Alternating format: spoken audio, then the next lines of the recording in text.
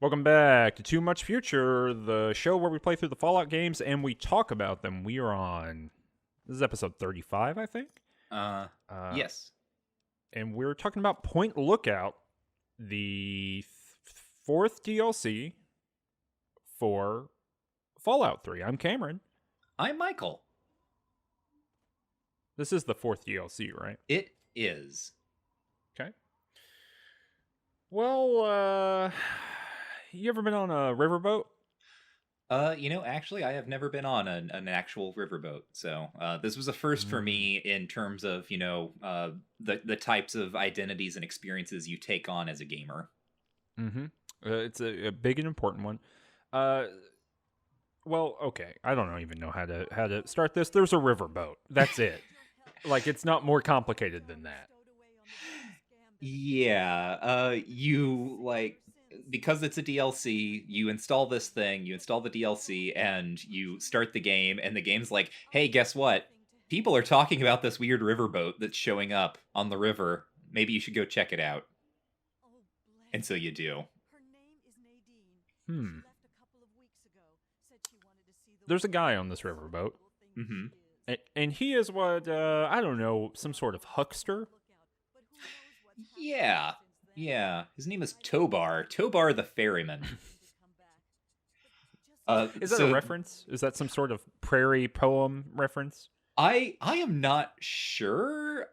Just the entire vibe of even the name Tobar the Ferryman has a tabletop D&D style flavor to it, which is just strange to me. This whole thing, this whole DLC is strange in many ways. But Tobar is definitely a huckster because they have gone out of their way to make him look like the slimiest son of a bitch in the world. Yeah, Tobar really demonstrates an alternate universe, Fallout, where things look cool. You know what I mean? I would actually really enjoy a Fallout aesthetic that's not like the 1950s retro future, but just what if the 1930s kept going? Mm-hmm. Because that's kind of the cultural logic of Fallout, right? That civil rights movement never happens. The kind of Cold War logic that's in the post-war period just keeps right on trucking and keeps trucking even better than it was before, right? So there's all this kind of social control, white-centered anxiety stuff going on, right? Nuclear anxiety stuff.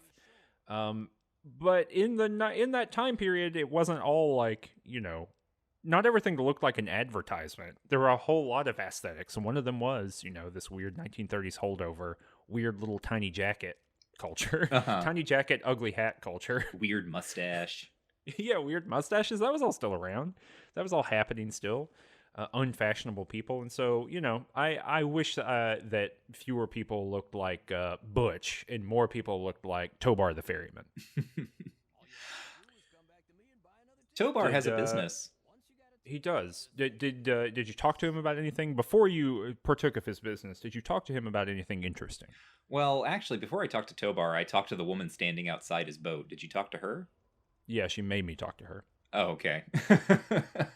Yeah, her name is Catherine. She's like, hey, there's a boat here. And she explains that the boat goes to a place called Point Lookout, and her daughter Nadine stowed away on it.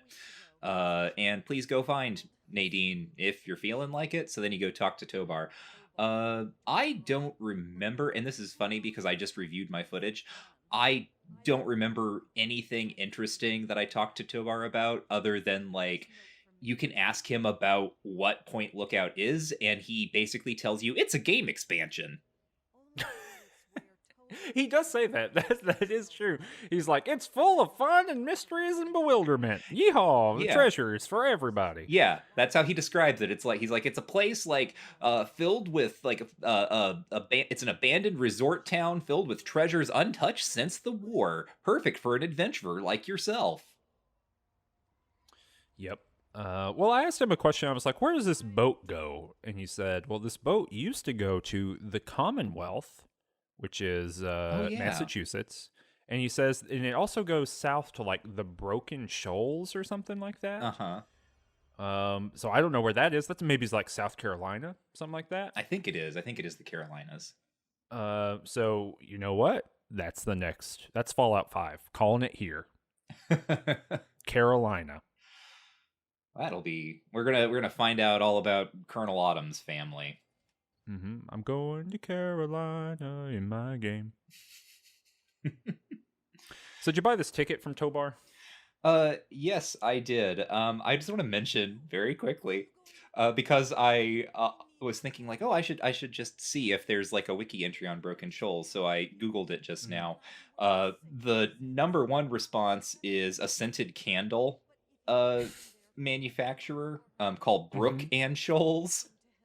Okay. The number two result is an Amazon.com listing for A Broken Man, The Rocky Shoals of Marriage and Oh. Remarriage and Divorce. Okay, I just looked it up. It's not the Broken Shoals, it's the Broken Banks. Oh, okay. Well, then weirdly enough, the And Shattered Shoals is a place in the Elder Scrolls. So maybe that's where I did it. And it doesn't it's only mentioned here, and the wiki says this may be a reference to Outer Banks, North Carolina. It was a ship graveyard. That's fun. oh yeah. Well, yeah. So I did buy a ticket from him because I wanted to do this DLC, I guess. Yeah, it's like expensive. They're like, hey, you got to pay money to do this DLC. Like in-game money. But don't worry, of course, the DLC itself will address this point. Is that true? Oh, it did for me. Fascinating. Okay, well, yeah. So I spent the money. I got on Tobar's boat. He says, go to sleep, and you can do that, and we'll take you there. And then you wake up, and you Half-Life your way right into here. Yeah, you wake up and suddenly there's like a little scripted scene. You can look around and you can see.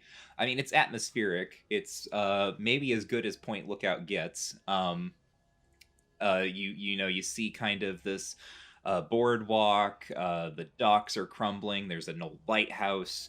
There's a kind of cliff up over the ocean, and there's a mansion on the cliff, and the mansion is obviously burning, and everything's kind of like foggy, and there's sort of some twangy, mysterious, sort of Southern Gothic-y music playing. And then you get to step off the boat and you find out that this place is just like entirely empty and desolate. Yeah, I don't. This is meant to be Maryland. Yeah, the Point Lookout IRL is a national park, and that's not the case here. I guess it is more of a weird, like it's still like Point Lookout, but it is sort of treated as like a like Myrtle Beach kind of beachfront boardwalk resort location. Yeah. Do you think this is just me spitballing here? Just coming up with some ideas. But do you think someone said, "Oh yeah, Point Lookout National Park," and someone said, "Oh yeah, park, like a carnival, like an amusement park. I got this," and they just got too far in it to change it? I have no idea. Like, maybe that sounds pretty plausible. There's a lot about this particular DLC that kind of feels like someone had an idea and half or like wrote half of it. And then Look, they don't have design documents at the studio. We know that for a fact. They abandoned that practice. So who could know? yeah, like I mean, just to give an example of this, one of the first people you're going to meet once you step off the boat and you walk around like this deserted like boardwalk where there's literally nothing. Like just there's trash to dig through because this is a Bethesda Fallout, but there's like no real places here, nothing particularly interesting. But there is, for some reason, a woman working as a merchant in an old like shooting gallery, and her name is Panada, and she calls herself Madam Panada, and she is written and performed in such a way to lean very strongly into this like the stereotypical like fortune teller in the carnival, because she's like, I am Madam Panada, like what can I help you with? Like that's how she talks, but she just looks like a wasteland raider. Like there's nothing to her other than like the vocal performance that sort of again, it feels half written. It feels like there was maybe a stage in development where they were like, oh, what if there was like a whole kooky cast of carnival type characters here, and no, we just have this one merchant who literally has no flavor dialogue, like does not say anything to you other than like her merchant dialogue, has no backstory, nothing like that. She is just Hmm. here to move goods. Her name is Panada. Uh-huh. Yeah, Uh-huh. great. Hmm. That's interesting, isn't it? Uh-huh. But when we come in on this boat, we see that like on a rise, kind of above the shore, there's a mansion, and I didn't see the smoke, but Tobar says, "Hey, that thing's on fire. You should go check that out. You should go see what's up there." Mhm. And that's kind of the beginning of the mission. Look, I'm going to say this. It sounds like, Michael. You tell me if I'm wrong, but it sounds like you didn't have a good time in Point Lookout. But and I had some real like hyper not good time. I'll talk about those when we get there. But also, I think this is my favorite DLC so far. So, the weird thing about my position is that I did not enjoy this DLC. It is also probably my favorite.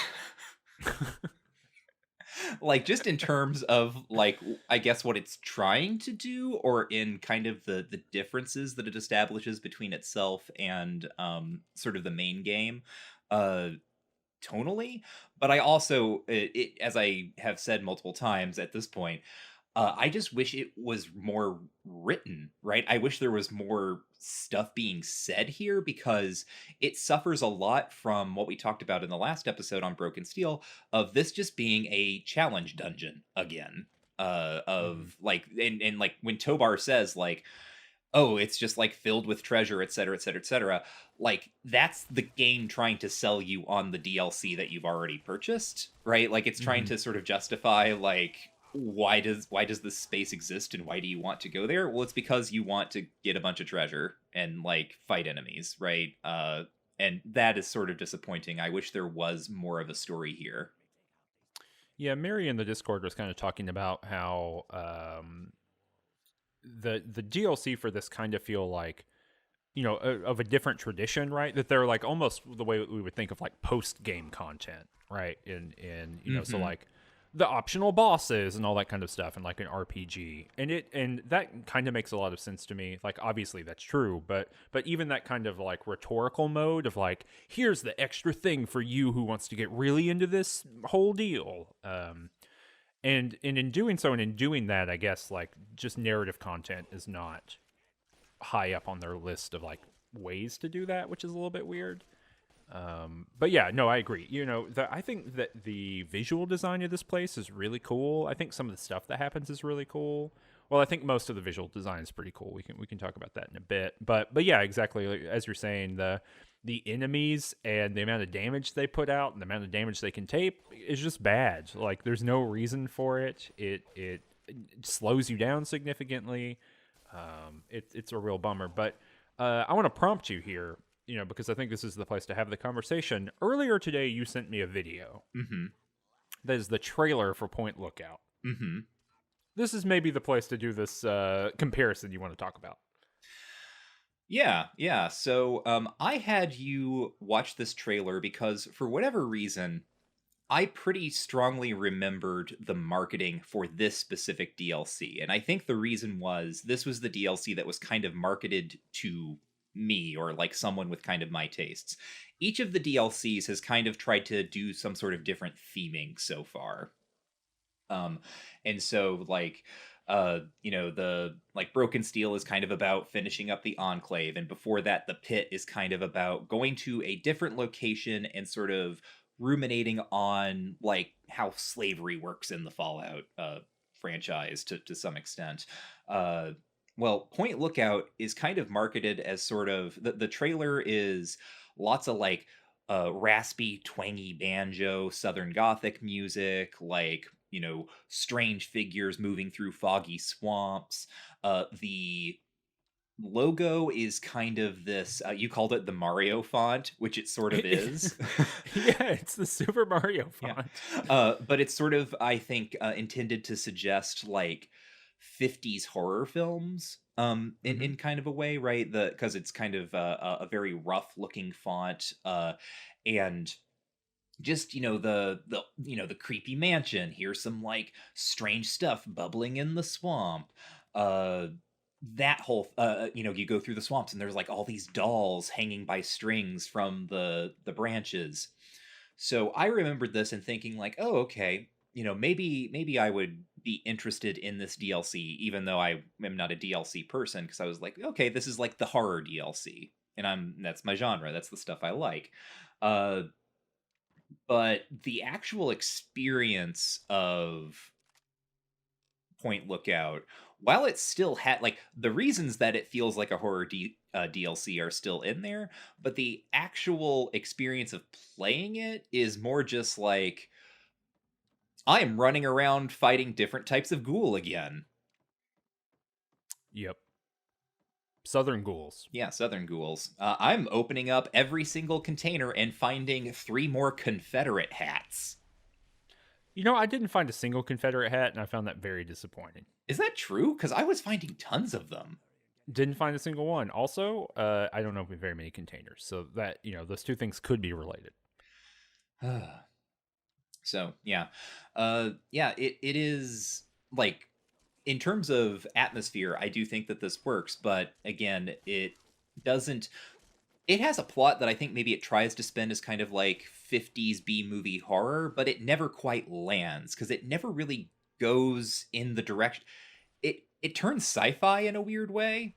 Mm-hmm. There's also a lot of BioShock going on in here. Yeah. But again, like does not put its foot on the pedal, right? Doesn't really change genres. It more just evokes them, and then you have more regular Fallout 3 combat.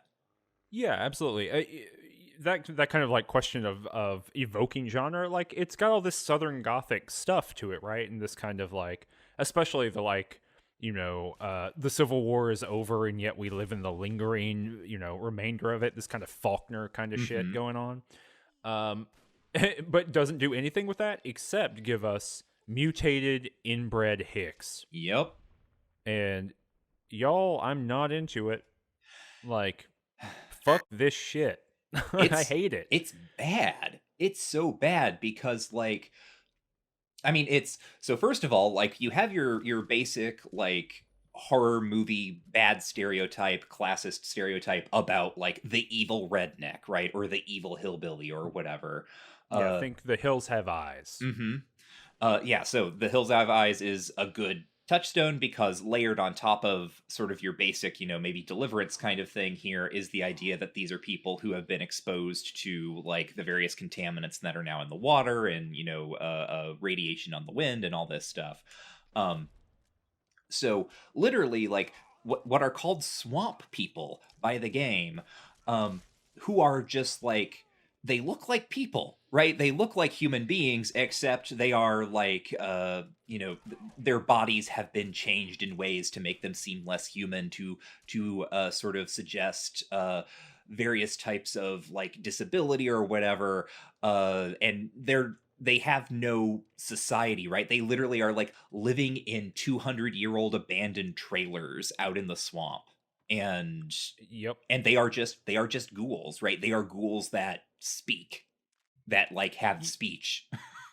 yeah, like the basic swamp person. Your basic swamp person, as we all know, has like big ears and like a cleft palate Mhm. and a bowl cut, Mhm. and like isn't wearing a shirt. And Mhm. that's just like, and they have this like twangy Southern accent that Mhm. you can hear them through the mist. Mhm. I'm coming to get you. And it's just like, man, people from the South don't deserve this. No one Mhm. from the South deserves this. No one deserves to be represented in that kind of way. But there's a real like lowest common denominator of stereotypes going on here that just sucks. Like and I'm not shocked by it, right? Because we've talked about the 1,000 different ways that happens with literally every other nationality, ethnicity, group, right? In a broad sense. So I'm not, I'm not in any way surprised by this, but it's still sucks to have to hear it and look at it and see it. Yeah, I mean, the other thing actually that I just want to put forth about what makes this so weird and uncomfortable is that it's not like we didn't spend Fallout 3 just like murdering the hell out of various raiders who are people, right? But Mm-hmm. like the raiders are, and we talked about the raiders in an earlier episode and kind of the problems there, where they're kind of like basically goblin substitutes. Um, Mm-hmm. but there's a kind of a variety to them because they are made through the same character creator that you make your character through and through which other NPCs have been made. But Mm-hmm. like swamp people are unique models, and therefore like each variety of swamp person is like you like they all look identical to one another. They become like creatures, right? It takes the logic of the creature design and then applies it to people. And it's Yeah, weird and gross and yeah, they're awful. their own orc model, Yes. basically. Yes. Yeah, so it's again par for the course as far as like Bethesda thinking about how it portrays real world groups of people, and I it's not like people from the South are somehow a oppressed group in the world. I would never say that, but as far as like representing a wide swath of the country and like calling them all mutants. It's like if everyone under the Mason-Dixon line were just the mutants from that episode of the X-Files called Home. Mm. It's like just that, right? Like, what if that were the cool, like the limit to your thinking Hmm. about like a third of the country's population? Yeah, so I mean, I guess you found the swamp folk at least. Did you head like straight up to that mansion or what? Yeah, I went. I kind of rave as the raven flies. This whole thing. So I like went straight to the mansion. I didn't see swamp people for a minute, but I just wanted to get that in there since we were talking about that trailer. And yeah, so I went up there and I met this dude named Desmond, and he's got this like opulent, southern style mansion, Hmm. like plantation style mansion. Although I don't think the word plantation is ever used, and it's not really set up like we would think of a plantation. Mm-mm. Um, and it's kind of alluded to eventually as being something like the Biltmore, right? Yeah. Yeah, it's But it's very not that weird. big. Yeah, but that's kind of the vibe, right? Is like not quite New England aristocracy, but a little bit southern of that. Hmm. And he's a ghoul who's got a couple dogs, and he is defending his house from quote unquote tribals who Yeah. have showed back up in the Fallout imaginary. Yeah, I was so surprised that these came back. I also want to say, before I did any of this, I had a whole other adventure. Would you like me to talk about that first, or would we want to sort of go through this plot? Sure. Good. No, go ahead and talk about it. Okay. So, before I went up to that burning mansion, because Eleanor thinks like, there's a lot of mansion, it could burn for a while. I'm poking around outside of the sort of like main boardwalk area, and I find a motel. Did you end up doing any of this? No. Okay. So I found a motel, and I went, digging through it, pilfering as I do, and I found a room with a corpse lying on the bed, some suitcases and things. There was also a terminal, and there was a gun and some ammo. So something was going down here. Oh, then there was a stealth boy on the desk next to the terminal. So I grab that stealth boy and I open up that terminal and figure out what's going on. It turns out that this corpse on the bed next to me is a guy named Jiang, and he was a Chinese sort of scientist or technician of some sort who defected to the United States prior to the nuclear war of the Fallout universe. Um, and wouldn't you know it, he was a double agent, and I have found his mission briefing. He was pretending to defect because he is actually going to accomplish some goals for the Chinese government. And pull up the terminal and you get you get all of this, right? Like, how could the Americans be so foolish to think that an intellectual hero of the people would become their lapdog? Anyway, here's what you need to do. You need to go to, here is like, take the key that was given to you, and you need to go to the lockers near the boardwalk and find like the next step in your mission briefing or whatever. The weird thing about this is that when you pull this up textually, the computer says it's translating it for you. So it's like presumably like translating it from Chinese to English. And then it goes out of its way to sort of like specify, like the text ends with something like, be sure to check this against the audio message to make sure that it's correct. And you also get an audio message from this. Hmm. So then you pull up, I pull up my notes and I listen to the audio message, which is in English, but like spoken by a woman who either, has or is performing a Chinese accent. And she basically tells me the same stuff, but like has a line in there about how like you will be given the like you will be given the agreed upon payment at extraction, right? So I don't know why this gets set up in the way it does, but like the game specifically wants you to like have read that and then say, has the little bits like the translator may have left stuff out, the auto translator isn't perfect, so check it against the audio. And the big revelation is that he's being paid, I guess. I don't know. Hmm. Anyway, so I head back to the ocean. I find the locker and I open that up. And I find, well, actually, one other important thing on my way there, I notice a wanted poster. Okay, there's a wanted poster up, Hmm. and I'm like, oh, that's interesting. So I check out this wanted poster. The wanted poster is telling people in Point Lookout to be on the, keep their eyes open for someone named Wan Yang, a Chinese spy who is suspected to be operating in the area. Okay. So anyway, I keep going. I open up this locker, and there's another note in here, another tape, and it's like, okay, like you opened up the locker and found this tape, now go to the bank and use their special audio triggered safe to say this password, and it says some Chinese phrase. And I checked on the wiki and apparently it's not pronounced correctly. But Great. anyway, Of course. yeah. Say this phrase into the audio safe, and then it's only. Oh, also, it's programmed to only respond to your voice or mine. I'm not really sure how they got that set up, but such as it is. So I go to the bank.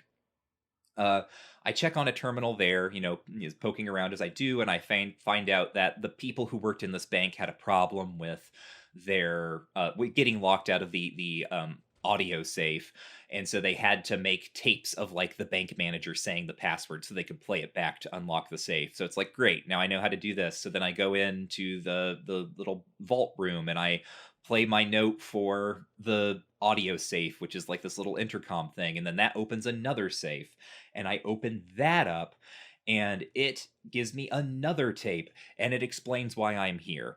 So it turns out a Chinese spy submarine has recently sunk and or been captured off the coast of Point Lookout.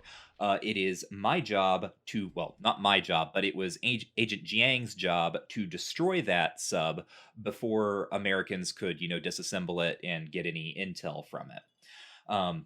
In order to get that submarine to self destruct, I need the self destruct sequence. Now, you know who has that? It turns out, the tape tells me, uh, one of our spies, Wan Yang.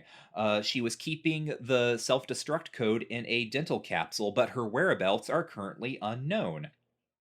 So I have to keep a lookout for her still. Well, I wander down the street and I find the police station. I go into the police station and I find a computer terminal in there. I check on that.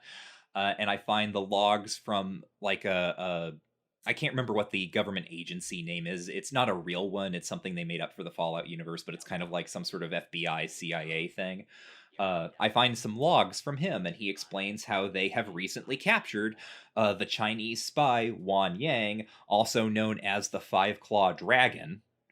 And she has been sent for processing to something called the Turtle Dove Detention Camp. So now I have to go to the Turtle Dove Detention Camp. A couple of notes about this. One is that apparently Point Lookout, like historically for real, was used as a camp for prisoners of war during the Civil War. So I think there's something being played off of there. But then the other thing, of course, is that this is called Turtle Dove Detention Camp, which I think might be a reference to the science fiction author Harry Turtledove. Uh, Mm-hmm. Seems sort of likely. But I, have to work my way up there. It's all the way on the other. It's on like literally the far north side of the map, all the way on the other side of the swamp. Uh, as I'm walking through the swamp, fighting swamp people and hiding from them and stuff, I run across this little shack. There's a woman named Marguerite working there or living there. She is a moonshiner. She is feeling ill because she hasn't had enough moonshine lately, I guess. And she wants me to help her fix her still. I have enough of a tech score or whatever that I can do that. She's grateful. And then she's like, give me all of these items so I can make moonshine. In the course of playing through Point Lookout, I got all of these items and gave it to her, and she just made moonshine for me. It was fine, whatever. It was a marked quest, though. At this moment, though, I keep going forward through the swamp. As in night is falling, it's getting kind of creepy. There are all these swamp people out, and I'm tired of fighting them, so I'm also using up my stealth boys. And I eventually approach the Turtle Dove Detention Camp, which again, if the latter half of that name, the non-turtle dove part, wasn't enough of a clue, like this is essentially a detention concentration camp. And you come up on it, and the security systems are still working. There are robots everywhere, and I sneak in. They're like fighting things, right? They're like fighting ghouls and swamp people. And I sneak in, and something really cool happens. After I sneak in, and sort of like I'm sneaking around these robots, a whole bunch of enemies from the swamps just come like pouring in through the doors after me. And they're just like running in and they're being taken out. Like there's like this big melee of all of the security robots and all of these swamp people and all of these ghouls.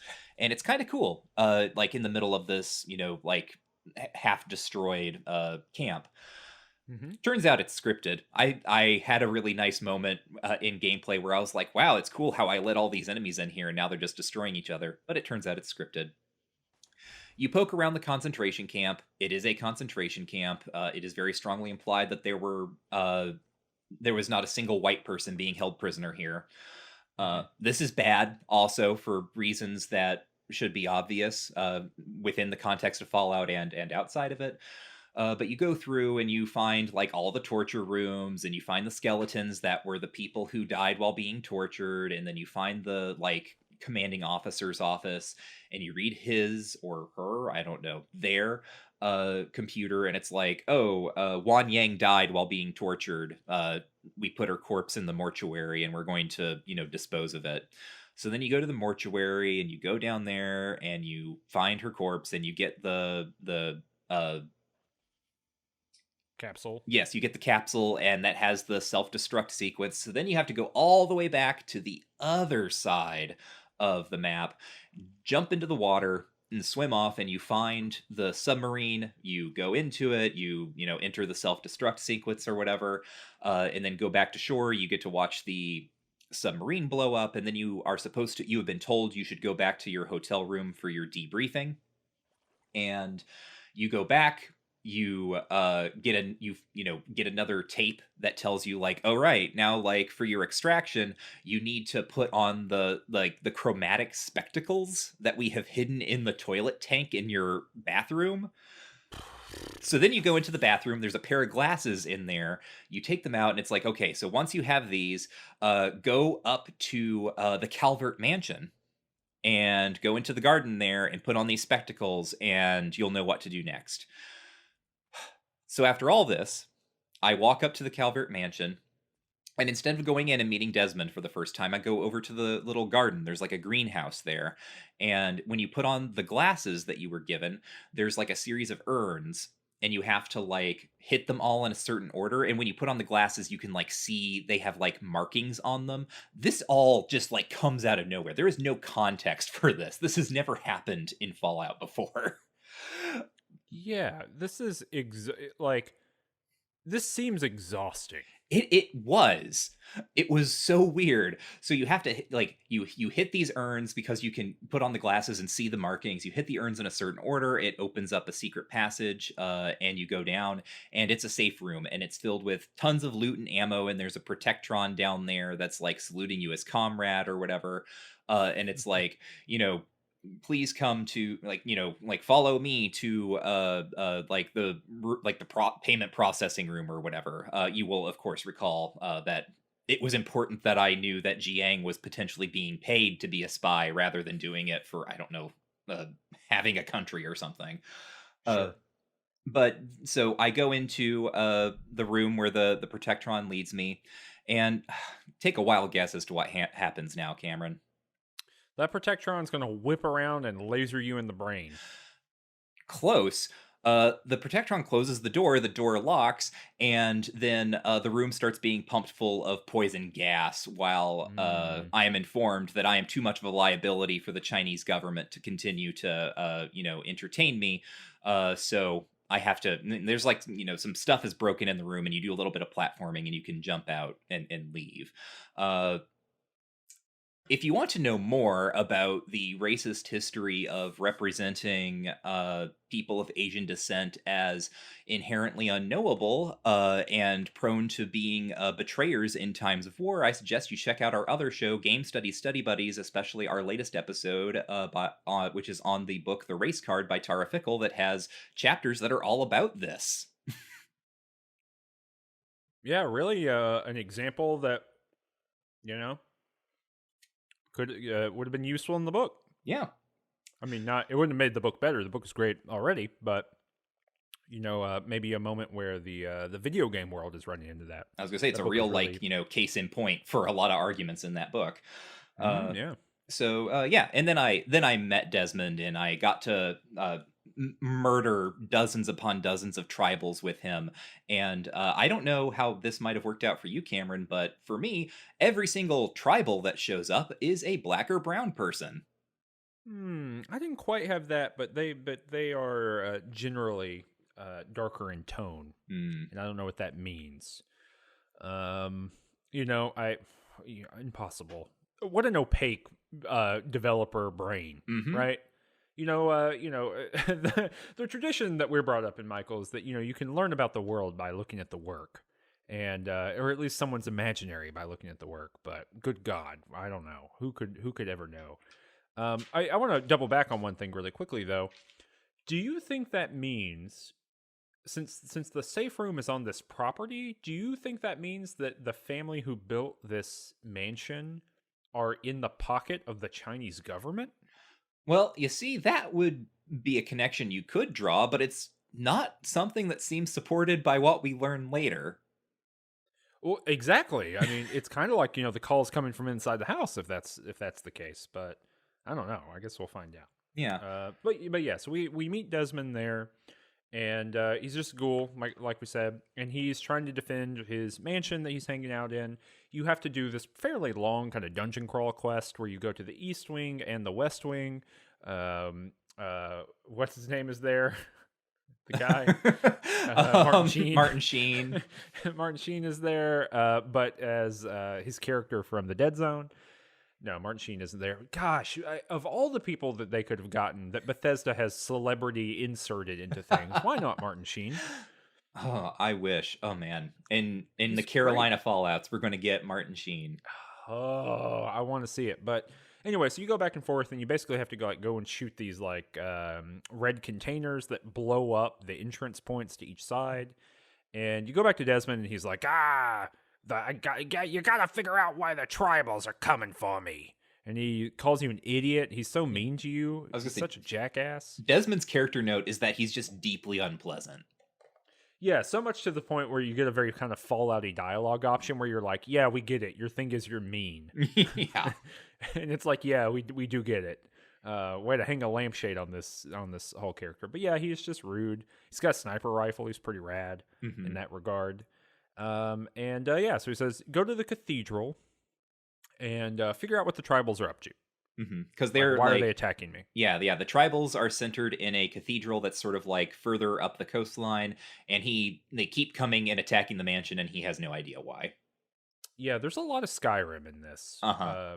Like the cathedral on the cliffside, the whole kind of level terrain going on here, a whole lot more kind of vertical climbing and stuff like that, of vertical approaches to places that you would immediately see kind of flipped around and represented again in Skyrim. So kind of fascinating to approach the cathedral and be like, oh yeah, they're going to use this 400 times in the next game. This exact kind of like path marking and stuff. There's a lot of Fallout 4 in here too. Roads are kind of carved into hillsides and stuff, with a lot of trees above and below them. Just not what the Capital Wasteland looks like at all. You can really see them kind of figuring out how they make a little bit more textured, I would say, landscape than like Fallout 3 or Oblivion were. But yeah, so you go to the tribals and you talk to them on an intercom, like everyone does all the time in everything in life. And they say, hey, yeah, you got to go. There are these things called like punga fruit. They're mute fruit from Fallout 1 and 2. Yeah. I mean, it's just mute fruit. And they say, aha, well, to truly be one of us, you need to go to see the ultra mute fruit in the punga fruit in the middle of the secluded glen. I don't know if any of these are the right words, but that's the vibe. Yeah. And it's all the way on the other side of the map. So you go do that and then come back here and then we'll let you in. So it's just a quest to go to this point and you go do it. And this is where I had the most experience with swamp people. Yeah. The tribals are written, like the way they talk is written. It's like old style Fallout of like the guy you're talking to on the intercom talks about everything in like very mystic terms. They're like, oh, we are a church of the mind, explorers of the astral plane, blah, blah, blah, blah, blah. And you can, basically continually be a jerk to him. But then, yeah, he sends you off. I stealth boyed by most of the swamp people just to get to where I needed to go. Did you have any particularly fun adventures fighting swamp people? No, I didn't stealth boy, but I did like kind of had to reload a couple times to like make my way around them just because they take so much damage. The one thing I want to say about that, you were talking about the kind of psychedelia thing going on, because that's kind of their thing, is like these tribals are about like expanding your mind. This is again another kind of weird revision of Fallout 2 because it's kind of the Hakunin deal. This like vaguely appropriative thing, but it seems like they have figured out that feels kind of vaguely appropriative, and so they've just reduced it to, or not reduced it, but transformed it into a more of a generic 1960s vibe, which, I think you dig into that a little bit and you still find the same root source, but talking about it, it really is weird how much of this is revision or revising things that are in Fallout 2. Bringing kind them of back, setting us up for. Go ahead. I mean, this particular DLC feels like it is bringing so many things back, but also these are things that never really come back again. It's very strange. Yeah, and what we're going to see with Desmond too. Classic kind of Desmond, his enemy, kind of a classic Fallout 2 thing, quest design. So kind of fascinating. But anyway, so I go there. Lo and behold, when you get to the like secluded glen or whatever it's called, there are 400,000 Mirelurks here, and I just ran by them all. Mirelurks and swamp lurks. Swamp lurks are pretty cool. I mean, they're just creatures from the Black Lagoon, but there's a bunch of them. Yeah, well, those show up in the base game too. They're called Mirelurk Kings, and now they're but for some reason, swamp lurks are only they're just Mirelurk Kings, but green. But I like them. I like how they look. I don't like having to fight them because I'm over leveled and they just are sponges. But yeah, you run through the swamp and then you find the big old punga fruit thing, and you pull on the punga fruit or whatever, and then it releases a bunch of spores into your face and everything turns kind of purple and hazy. Okay, so this is something very funny that happened, and there will be there's footage of it happening. So I'm playing this in third person for the most part. So what happens in third person is that nothing really emanates. You don't see the particle effect, or at least if you do, it's very small. And then you just fall down. And if you have enemies following you, they just keep punching you over and over again. So I guess if you're in first person, there's like a fade to black or something. I think so. I don't remember off the top of my head, but I think there was like a fade to black. No fade to black in third person. So you just fall down, the level changes colors a little bit, it turns a little bit more blue, and then you just stand back up again. And then you get to walk back through the entire level. Did the enemies like follow? Like, did they persist? Did you have to keep fighting them through this part? No, no, thankfully not. Oh, thank God. That would have been a nightmare. Yeah, because you walk through and you might think that things aren't quite right, and by the time you see your first giant bobblehead, you know things aren't quite right. It turns out you are tripping. Yep, and it kind of takes you. I mean, this is pretty interesting. Hmm. Weird images show up, like fake ghouls running at you, like that's whatever. But Hmm. there's like a giant bone saw, Hmm. like scrubbing through the ground. There's a huge needle and thread, like stitches being done Uh-huh. through the level. I thought there was and eventually you get to a part where you're walking through and it's like every major NPC in the game is dead. Yeah. It's like someone played Metal Gear Solid 3 and they were like, yeah, we can do that. Yeah. And then it We'll just do that. and then it all culminates on you walking up to, well, so when you find these bobbleheads, first of all, you try to grab them and it's like, oh, this isn't a Vault Tech bobblehead, it's a Schmalt Tech bobblehead. And if it's the bobblehead for charisma, when you pick it up, like it gives you some snarky message about how little charisma you have or how no one likes you or whatever. So it's that kind of thing, right? There's this sense, like the psychodrama here, right? Is that the vault dweller? Oh, you're not the vault dweller. What are we called? The lone wanderer The is Lone like Wanderer, yeah. confronting sort of all of these insecurities, right? There's one like one of them mentions that like your mom is dead, right? And kind of makes fun of you for that. And then again, all of those the major NPCs, right? You find them dead, and it's like, oh no, my friend Moira.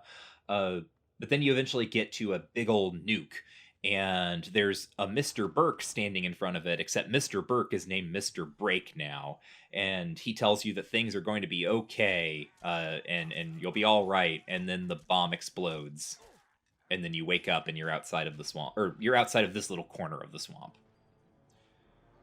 Yep.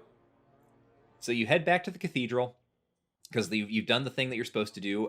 You probably, if you're playing in third person, you would have noticed something immediately. Like Maybe. what? I didn't. Oh, you did? What? No. Huh. Okay. Well, I noticed something. I noticed that I couldn't wear my hat anymore, my Abraham Lincoln hat. Oh, I wonder. So yeah, there's a scar. Yeah, This is huh? what you're getting to, and we can talk about it in a second. But I wondered why my hat came off. But Yeah. no, I never saw the scar. Oh, yeah, yeah, yeah. So you head to the cathedral, and they're like, great, you did the thing. Like, come on in. You meet a guy named Jimson, who I think he was the guy you were talking to through the intercom, and he's like, oh, our leader is Jackson. So Jimson tells you to talk to Jackson. Jackson, however, is not here. He is off in his, I can't remember what he calls it, but it's like, I think he calls it like the Cavern of Communion, where Jackson is talking to like the spirits or whatever is kind of the central operating force here for these people. But if you go into the cathedral, you'll meet a couple of folks. One of them is this guy named Croatoa, who gave me a like poopy shovel rake thing. Okay. That was just like that. I could convince him to give me that. He like, so the tribals here like farm punga, right? They that's what they do. And so I guess that like he's like, it's my fertilizer shovel. So I had that. Nadine is also here, and she mentions that you have a scar on your head, and also she says you've been given a partial lobotomy. Yeah, Nadine's fucking rad. She's cool. She's so cool. She's like, hey, look, yeah, I'm part of this cult thing now, but I don't really know anything about it. I'm not into it, really. Yeah. I just thought it'd be fun to get on a riverboat. Yeah, she's like, I basically like she is also the player character of a game, right? She was like, I wanted to go to Yes. Point Lookout in order to like get a bunch of treasure and make my fortune. Yes. And now I'm part of this cult. And you can be like, so like, what the heck is going on? What happened? And she'll also like remove your scar or whatever, so you can put your hat back on. You cannot wear a hat until you get that scar removed. But you're like, how did this happen? What went on? And also, weirdly enough, like every member of the tribe has apparently undergone this process, which is supposed to explain why some of them act so weird. Everyone has had a part of their brain removed somehow. And you're like, who did this? And she's like, well, I can't say for sure, but I have a hunch. Come meet me in front of, the docks or whatever in about a day, and we'll see how things are going. Did you do all that then, or how did you tackle this? I didn't do it then, but I did eventually do it, and it's probably better just to talk about it here. Yeah, so when you eventually go talk to her, she's like, "Yeah, so this is my boat now." Yeah, 'cause she's standing outside the boat. Yeah. She's like, I own this boat now. I figured out this boat driving guy. He actually is the person who's hanging out and stealing chunks of people's brains. He's the one cutting your brains out, and he's got them all in his cabin. You can go look at it if you want to, and lo and behold, you can. Mm-hmm. He's also in there. Yes, he is. She's locked him away, and this is what I meant when I said that the game eventually addresses the point that you have to pay to travel to the DLC location. Is that you walk in and he has all of these like little brain jars sitting around, and he's like, "Well, look who it is." Yeah, blah blah blah blah blah. And he has a whole bunch of crap that he says, and you can be like, "Why did you do it?" And he's like, "Well, it was a pretty sweet deal. Like, I would do this for the tribals, and then they would give me punga fruit to sell back in the capital wasteland." And it's like, I guess that's a motivation. And then he says something like he does a you're not so we're not so different, you and I kind of move, where he's like, you just like travel through the world and kill people and take trophies that are interesting to you. And I do the same. In fact, I think I've probably killed fewer people than you. And then he pulls a gun on you and I blew his head off. Yeah, same. I chopped him in half. Yeah, he does that the weird thing he does where he's like, oh, we are the same. You kill many people, I just take their brains. And I was like, yeah, whatever, bud. Welcome to video games. Yeah, so like that's Nadine's plot line wrapped off. So you then go back. Well, I went back to the church, and then I went and found the little like the cave of communion where Jackson is. There's more Mirelurks in here. We fight some more Mirelurks. But you really just find him talking to a robot. I mean, that's the end of it. He's talking to a robot, and the robot's like, "Go find Desmond." Mm-hmm. Yeah, he's not even just a robot, but like a holographic projection of a brain coming from a robot. So like a Palpatine. Mm-hmm. Very, very like 1950s sci-fi B movie. This is also the cave actually looks really cool because it's underneath the graveyard that is right beside the cathedral. So if you look up, you can see like all the roots of the trees and like the coffins hanging in them and stuff. Mm-hmm. Yeah, which is very cool. It's neat looking. But yeah, so like I got to talk to the robot. Did you? Yeah, I talked to that robot, and he was like, "Let me make you a deal." Mm-hmm. Turns out he and Desmond are old enemies. They were enemies from before the war, and the robot, who's just again like a hologram of a floating brain, used to be a guy named Professor Calvert. You will notice that this is the name of the mansion. I don't even know if we've said that before, but that's the name of the mansion. It's the Calvert Mansion. They were an extremely powerful pre-war family. This guy, this brain, was some sort of scientist. He and Desmond have some sort of grudge. He says that Desmond has trapped him in the cave because Desmond has created some sort of device that jams his signal. So wherever this brain is hanging out, he can't project himself beyond this cavern. This is going to be explicitly contradicted very, very soon. But at the moment, this is the motivation that we have. Yes, 1,000,000,000%. And so he like kind of makes you a deal, right? He's like, hey, you could kill Desmond for me, and then I would be able to do everything I want to do. And the Calverts, we get a pretty clear sense pretty quickly that they are, kind of like a cross between the Kennedys and the Vanderbilts. Mm-hmm. Right, it's like a little bit of both, So like they're senators and state and governors and all these kinds of things. One was meant to be in the White House, and Desmond apparently was like a political operative that took that out. Mm-hmm. He manufactured some sort of scandal, quote, with a dog. Yeah, with a dog. Who could know what that is? But I immediately killed the tribal leader. Like, immediately. Because I didn't know how that was going to go, and I was like, I don't want tribal, whatever, leadership messing me up. So I killed that guy, and then I went back to Desmond, and I was like, hey, Desmond, this is like a big problem. What do we do about it? And this is the thing. They're both extremely mean to you. Mm-hmm. Like, they both call you an idiot and don't believe you can, do anything. And so it's like really choosing between two devils in this Mm-hmm. regard. But I go with Desmond's plan. Desmond says, hey, you can go to the Ferris wheel and put a jamming device on it and rotate it all the way up. And then that will allow us to understand exactly where the signal is coming from to go and kill this robot. Mm-hmm. Robo-Brain. Mm-hmm. Yeah. And this is like where things get very confusing because one of the things Desmond says is that like, oh, this will like jam him, right? He will not be able to broadcast anymore, except he's just told us he can't broadcast anywhere past the cavern. So I guess we need to put this on the Ferris wheel so he can stop broadcasting in the cavern, but whatever. I head off back to the main boardwalk to do this thing. Basically, we're being set up to where we can choose between these two guys, although neither of them is particularly like neither of them is trying to get your affection in any way at all. Well, which one did you end up going with? Well, so what I handled this a certain way. I would say it looked like I was siding with Desmond here. I think in a general sense, I'm siding with Desmond. Mm-hmm. I mean, I did practically do that, but I think broadly, I think he's probably at least more interesting. He's just a nihilist who just hates this rich guy. Yeah, literally, he's just been hanging out in this dude's family mansion, trying to force him. He knows, right? He just like knows somewhere out there his arch enemy is still alive, and he's been trying to sort of like flush him out.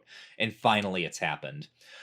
So I head down and I put the cogwave jammer or whatever on the Ferris wheel. But weirdly enough, as you're doing this, again, despite being confined to the cave, the Professor Calvert starts like broadcasting signals to you, telling you to stop and not do that. Yeah, right into your mind. Mm-hmm. And that's sort of, that's the other thing is like, I think maybe the implication here is that were Calvert to like succeed, he would become some sort of mind control god. Yep. Except and so the thing about the tribals, right, is that they are fundamentally misunderstanding him. They think he's some sort of like oracle from the astral plane, and he's been sending them to the mansion just to like destroy Desmond's jamming device. But they're taking it all as like this big spiritual quest that they're being sent on. So that's very frustrating for the brain in the jar. But yeah, he wants you to drop the jammer into like a trash compactor that happens to be sitting right next to the Ferris wheel. But we don't do that, and then a bunch of tribals flood this area, and you shoot them all. And in my case, they killed Madame Panada, R.I.P. Oh. Well, I never saw it in Panada, but this is where I saw like where Nadine showed up and she helped me kill them all because she just happened to be standing there and I was running around a lot. Oh, so that was pretty beneficial. That's neat. Yeah, it was neat. So I went back to Desmond after this, and he's like, "All right, we got him. Let's go do it." And then we did. And you go down. You forgot about the part where he blew up the house. He does blow up. That's right. You're 100% right. When you get there, he blows up the house. He's got a thing called a fail-safe, and it straight up just annihilates the whole place. But you go down, and you find he's got a little underground. Like a safe room, which means that there are two underground safe rooms within like 100 yards of each other that don't know about each other. That's what I'm saying. The Calverts must be Chinese double agents. Yeah, I guess. Yeah, sure. It's happening again where Fallout is encouraging us to think too hard about a thing that it did not think about. Yeah. So yeah, that all happens, and then Desmond is like, "All right, let's take out Calvert," and he goes running off, and you follow him, and wouldn't you know it, we're heading toward the big old lighthouse that we saw when we first came in. And we go up to the lighthouse, and instead of going up through the lighthouse, in a move redolent of so many other classic gaming moments, we go down below the lighthouse. Yes. Well, there's always, Michael, a man, a woman, and a lighthouse. That's what we call a family. That's part of all video games. We know that. Um, Uh, so yeah, we go down into the thing, and this is like the Robo-Brain research facility. yep.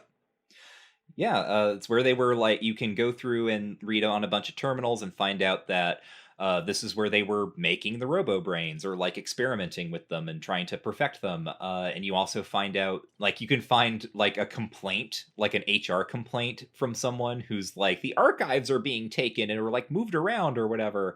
And I know it's so and so and so and so, and they're not facing any reprisals because one of them is married to Senator Calvert. And so you know that the Calverts are like not, they have their hands directly in this project. Anything else interesting about this before we get kind of to the big moment? Nope. I mean, you can kind of like go through. I think this is actually a pretty good little dungeon to like go through, and I thought it was fun. There's like a door that locks behind you, and you got to deal with. I think in general, the kind of things you're doing here, even though the problem with them is not their design, the problem with them is like the way that they throw types of enemies at you. Hmm. But the design of them are way better than like the hallways and bathrooms of Broken Steel, Hmm. or all of Operation Anchorage. So shout them out. Shout out to the level designers here, Yeah, doing great work. yeah, it looks good. And again, like they are clearly trying to evoke BioShock, and I mean that in like a sort of positive sense, right? Like they are sort of taking notes and you find stuff about how like, oh no, like the construction here isn't holding up to the pressure of the ocean or whatever.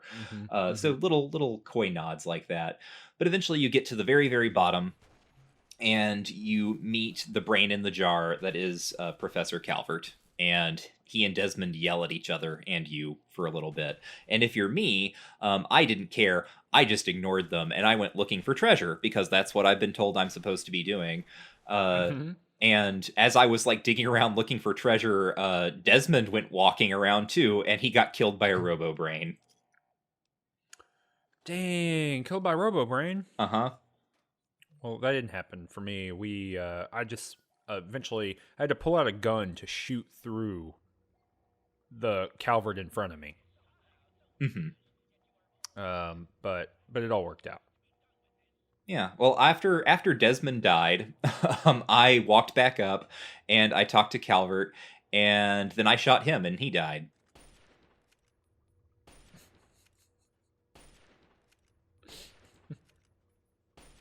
The end. Yep. Yep, that's the end, right? Like you go through the sort of like final door like when you're leaving the little compound here underneath the lighthouse, and you get like a unique energy weapon, which means nothing to me because I don't use energy weapons, but neat, cool, thanks. And that's sort of the end of the main quest line of Point Lookout. It's worth pointing out that there are quests here that we did not do, and the reason we did not do them is neither of us stumbled across them in the natural course of play.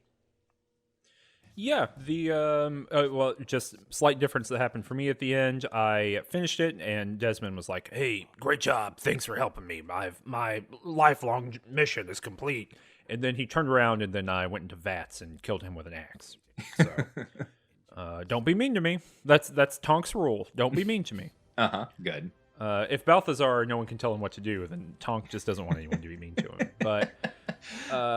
But yeah, that's it. And yeah, there's all kinds of things. Just like in the main game, there are several quests that we just didn't do and we haven't talked about, and that's because we didn't run into them. Or let me phrase it a different way: we want to leave a little bit of food on the table for you, Mm-hmm. for your own journey. Yes. I think it's pretty good. I don't like any of the combat in it. I think the combat drags it down, and I've made my opinion well known on the swamp people design. But I think in a general sense, this is I think probably one of the better quests in the game. I understand exactly what people are up to. It's not exactly a replication of some other shit that we've already played, even though it is formatted like a Fallout 1 quest in some ways, right? Mm-hmm. Here's two people, choose between them. Mm-hmm. I don't know. Especially even talking about it now, this was not a struggle to talk about. I was not sad the whole time when I had to think about it. Mm-hmm. Pretty good to me. Yeah, I mean, as I said, like, I didn't really enjoy this, but I did like it because, if anything, what I have consistently asked for from this DLC is like I wanted more stuff because like I was interested in what I already had. like I wish there was more elaboration, and even like that really cool moment of first entering the camp and kind of seeing all of the security systems and the ghouls and stuff fight it out. Like that was neat. And yeah, like good job, Point Lookout, on being okay. Seems pretty good. Okay, Yeah. well, we got one more left, right? We have one more left. It is the final DLC, number 5, Mothership Zeta. If you made it here to the end of the episode, here's something you can do for us, Michael. What's our engagement question for this time? What do we want people to tell us about? We've asked them to tell us about their favorite Wicker Man, but what do we want people to tell us their favorite something is? What's your favorite brain? Yeah, what is your favorite brain? That's a great one. Mm-hmm. Yeah, let us know. So, tweet at Range Touch or tweet at either of the both of us. All the links, the appropriate links are down in the description below. Let us know what your favorite brain is. Mm-hmm. And hashtag it with hashtag this is my favorite brain. Just so there's no ambiguity about what you're doing. Mm-hmm. All right. Well, we will actually, Michael, where can people find you on the internet? You can find me on Twitter at Warren is Dead. You can figure out everything that we're up to at rangedtouch.com. You can go to patreon.com/rangedtouch to support the show. If you support us at $3 a month or more, you can get access to an RSS feed if you don't want to watch this on YouTube and you'd rather hear it in podcast form. Got all kinds of cool stuff cooking up. Of course, when we're done with Fallout 3, we're going to be doing Fallout New Vegas if you're interested in that. And you want to hit that subscribe button if you haven't already, and hit the like button on the bottom of the video. Leave a comment too. All that helps us with the algorithm. If you just want to leave a comment that says, I'm leaving this for the algorithm, that works too. Very helpful for everybody. It actually did make a real difference with the viewership for the Pit episode. So it's a real thing. So please, please do those things. So we'll be back in 2 weeks with Mothership Zeta. And we'll let you know the Fallout take on aliens. The next Fallout take on aliens. Until next time, war never changes, but Fallout sure does. Everything changes.